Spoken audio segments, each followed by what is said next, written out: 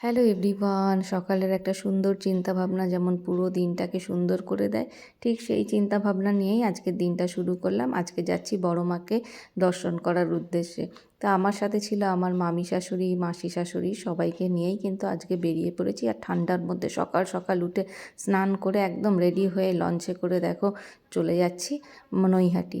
আর আমার বাড়ি যেহেতু চুঁচুড়ায়, তাই বেশিক্ষণ যাতায়াতের ডিস্টেন্সটাও নেই, খুবই কাছে। আর লঞ্চ পার হলেই নৈহাটি।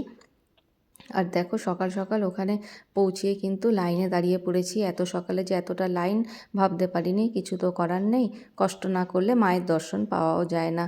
তো ভালোভাবেই দেখো পুজোটা আমরা দিয়েছি। কিছুক্ষণ লাইন দেওয়ার পরে তারপরে কিন্তু মন্দির চত্বরটা ফাঁকাই হয়ে গেছিলো। ভোরের দিকটাই একটু ভিড় ছিল।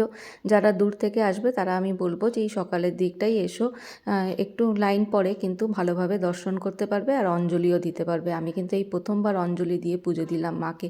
মনটা একদম ভালো হয়ে গেল, দিনটাও খুব সুন্দর কাটলো। আর তোমরা যারা আসোনি তারা কিন্তু অবশ্যই এসো মাকে দর্শন করতে।